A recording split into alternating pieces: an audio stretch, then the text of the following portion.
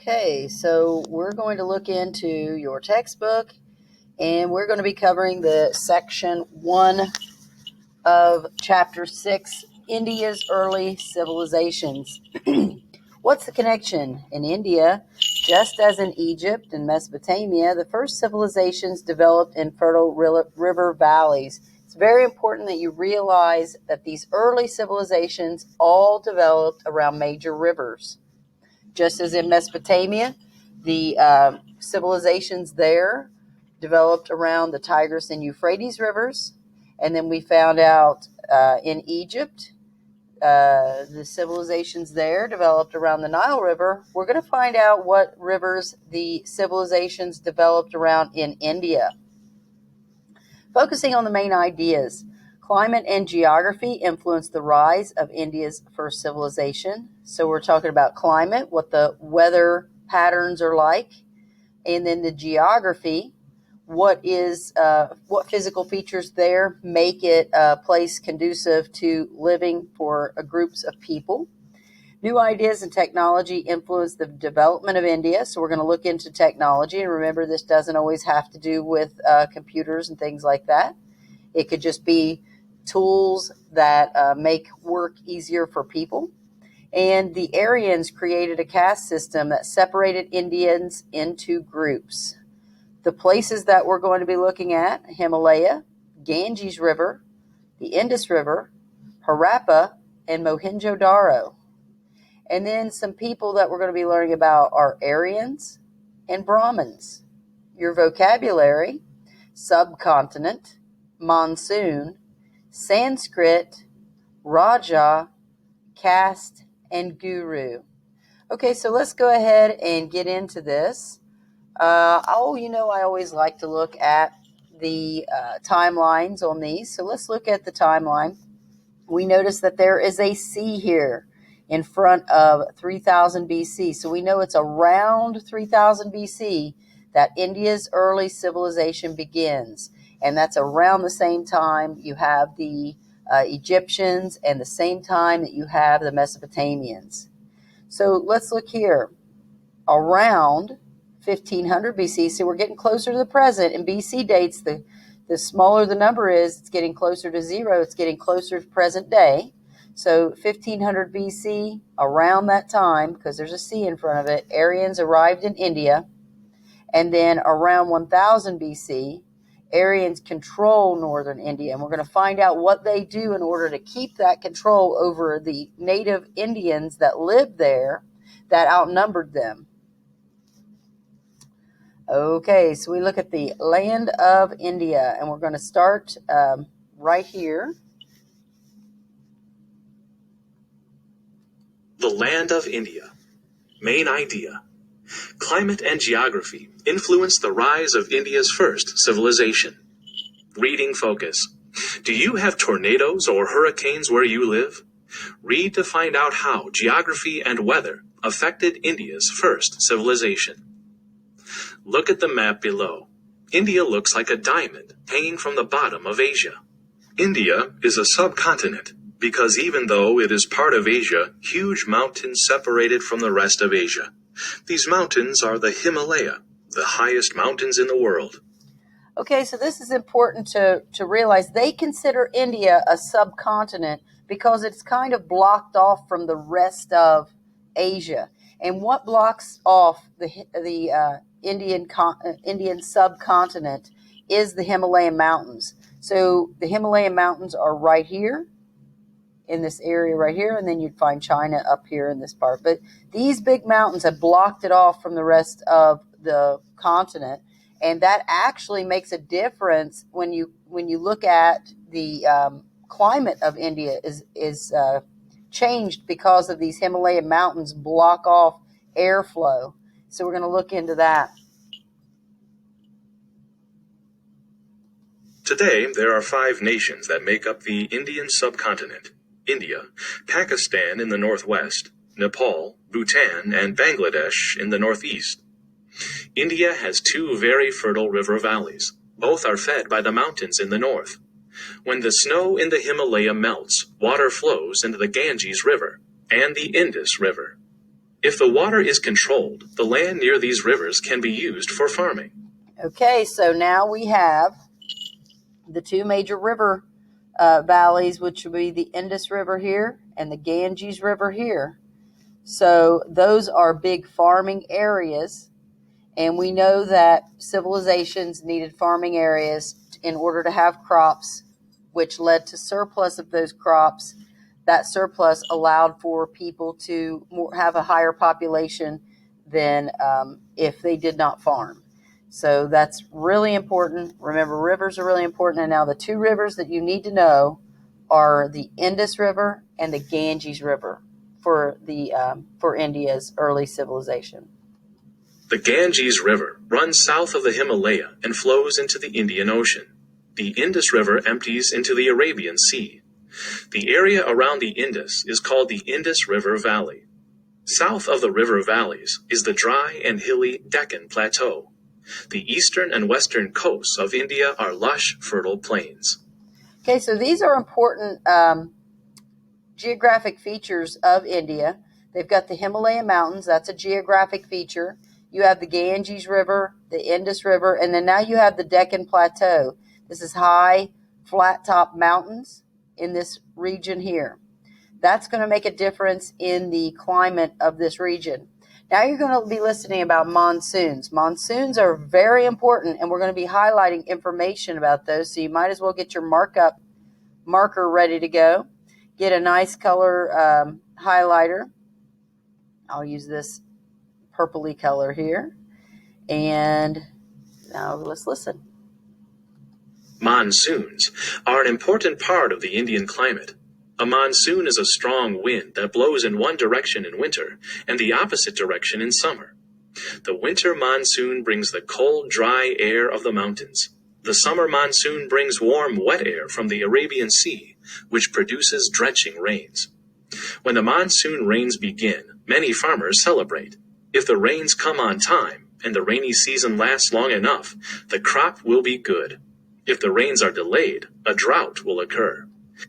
Okay, so let's go ahead and highlight what a monsoon is. It's a strong wind that blows in one direction in the winter and the opposite in the summer. Go ahead and highlight the winter monsoons bring cold, dry air of the mountains, and the summer monsoons bring warm, wet air from the Arabian Sea, which produce drenching rains. Be careful not to highlight everything because it acts like it wants to do that. Now, why are these monsoons important? Well, they're very important because right here, if the rain comes, let me highlight the selected area here. If the rain comes on time and the rainy season lasts long enough, the crop will be good. If it's delayed, a drought will occur. Okay, highlight that. Okay.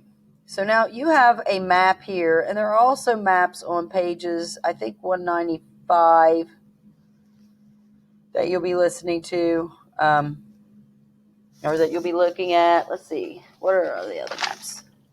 193, 194, 195, and 198. You'll use those maps in order to color in the map of India that is on your list of things to do. So let's go ahead and listen more to why monsoons are important. This extended period without rain can be disastrous for farmers.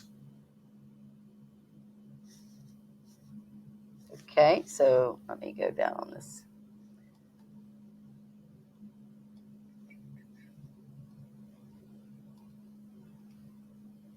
How can it be disastrous for farmers? Let's hear. This extended period without rain can be disastrous for farmers. Few crops will be harvested, and many people will starve. Okay, right there.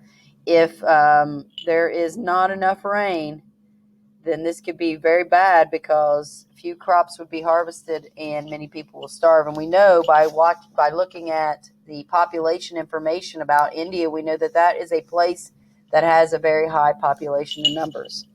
All right, let's go ahead and learn more about India's early civilization. India's early civilization. In earlier chapters, you learned about civilizations that began in river valleys. The first urban civilization in India also began in a river valley. India's early civilization grew up near the Indus River.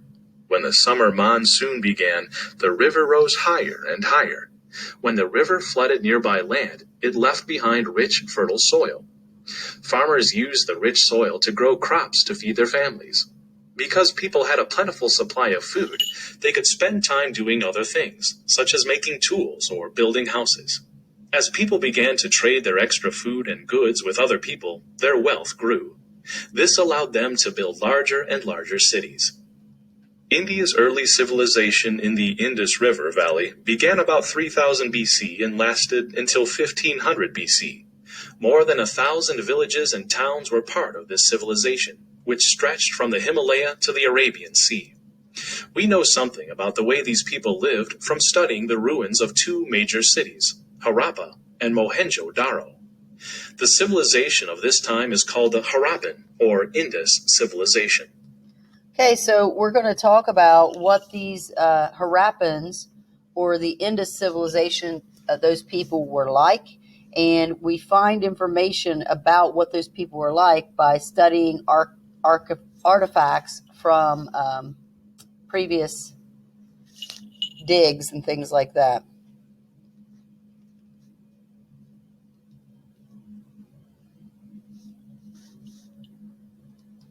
Harappa and Mohenjo-Daro. Harappa and Mohenjo-Daro are large cities for their time. The well-planned cities had as many as 35,000 people. A fortress was built on a brick platform, probably to keep guard over the residents. There were wide main streets and smaller side streets. A wall surrounded each neighborhood, and narrow lanes separated the houses. Okay, and here is the archaeological dig. Okay.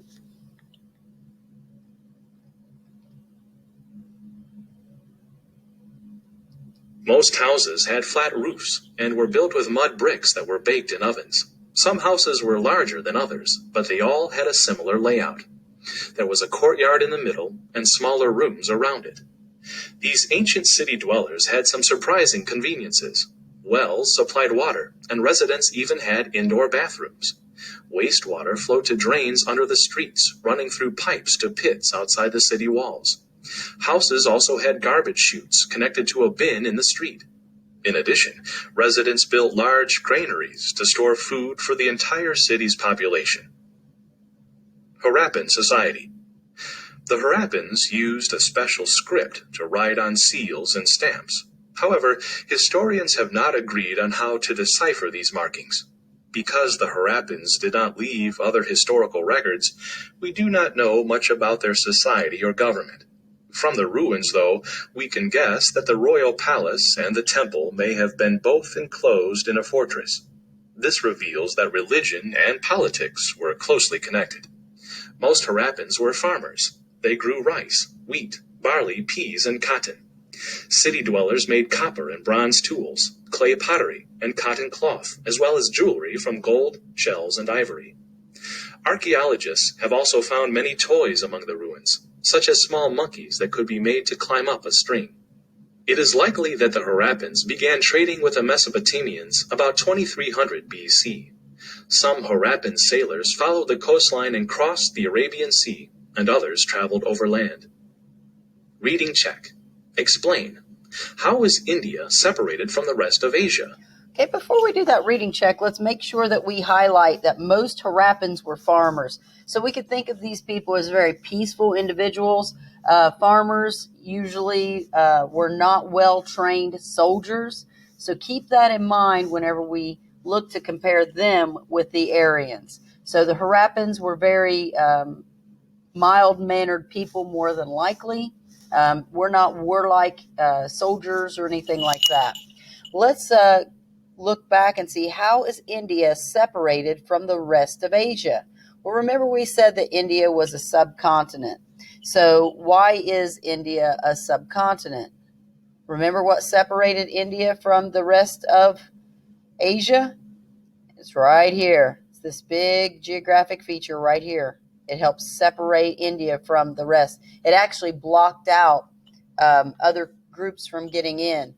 So that's what made India's culture so unique from the rest of Asia. So that's why or how India was separated from the rest of Asia. All right, let's learn a little bit about the Aryans. This was a group that came in. They migrated into the region and changed India from being like the Harappans with the farmers. The Aryans changed the people of India, and we're going to find out how. So let's listen. The Aryans. Main idea. New ideas and technology influenced the development of India. Reading focus. What would your life be like without cars or computers? Read to find out how new ideas and technology affected the Indians. The Harappan civilization collapsed about 1500 BC. Historians think that several earthquakes and floods damaged the cities. Then the Indus River changed its course, killing many people and forcing others to flee the area. In the years that followed, a group of people called the Aryans began settling in the region. Soon, a new civilization emerged. Okay, now there is a question of what happened with the Harappan civilization. It was just all of a sudden gone. Well, historians believe that this is what happened to the Harappan civilization. So we want to highlight the Harappan civilization collapsed about 1500 BC. Historians think that several earthquakes and floods damaged the cities. Now that's not all, because it also, these earthquakes and floods made the Indus River change its course, killing many people and forcing others to flee the area. So that's why they believe that the Harappan civilization was no longer in existence, or at least it was broken down quite a bit. So now you've got a group of people that are going to come in and take over the Indian area, because it's kind of disheveled because of all this earthquakes and floods. Who were the Aryans?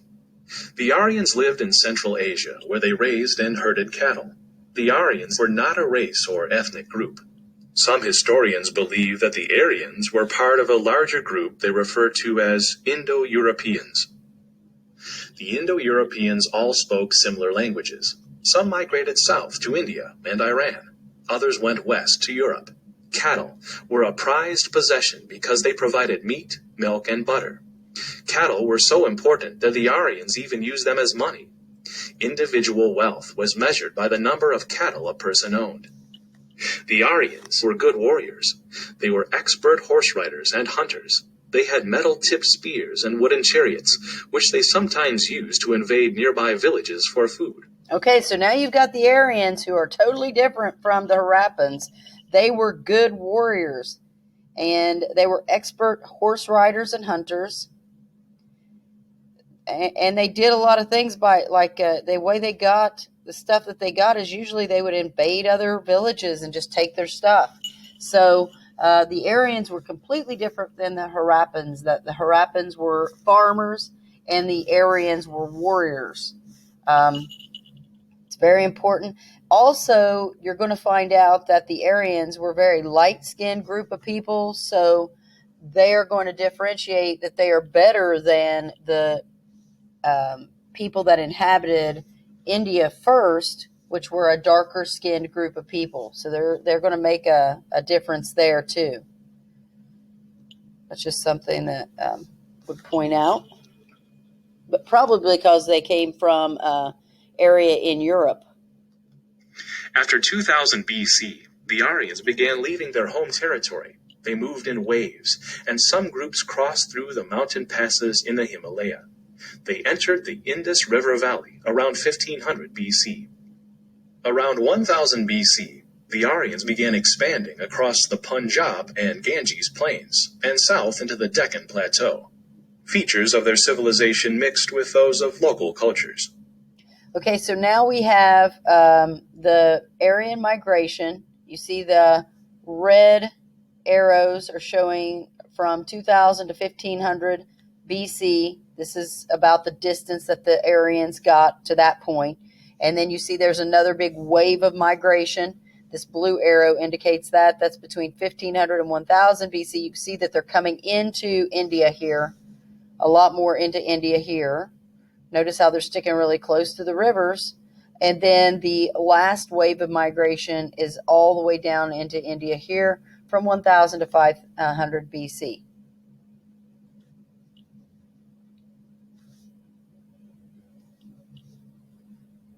And you will use all these maps in order to help you answer the questions on that map skills, that blank map skills page.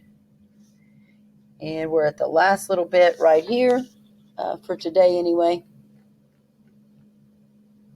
The Aryans bring change. When the Aryans arrived in India, they no longer lived as nomads. They became farmers, but continued to raise cattle. Eventually, the Aryans would declare that cattle were sacred and forbid them to be used as food. Aryan technology improved farming in India. They invented an iron plow to help clear India's many jungles and built canals to irrigate. They slowly turned the Ganges River Valley into good farmland. India's varied climate supported many types of crops. In the north, farmers grew grains, such as wheat, barley, and millet. Rice was grown in the river valleys. In the south, there was a mix of crops, including spices such as pepper, ginger, and cinnamon. The Aryans also brought a new language to India. As nomads, they had no written language, but in India, they developed a written language later called Sanskrit. Over time, the sacred songs, poems, and prayers that Aryans had known for many centuries were written down. The Aryans were organized into tribes. Each tribe was led by a Raja, or prince. The Rajas ran their own small kingdoms, which often fought among themselves. Rajas fought over cattle and treasure and over women kidnapped from other states. These small rival kingdoms existed in India for about 1,000 years, from 1500 BC to 400 BC. Reading check. Analyze. Why do you think nomads like the Aryans were great warriors? Okay, so think about what they did in order to gain things and how they did it. They would ride horses, right? Go to place. And then how did they get what they needed? This is going to explain why do you think nomads like the Aryans were great warriors compared to farmers that stayed in one place. Remember, nomads travel from place to place, so they're used to different environments. They'd have to get used to different environments quickly. And then you had them, they would ride horses, and they gained their wealth for a long time by just taking other people's stuff. So how would that make them great warriors? So that's a reading check question that you should be able to answer.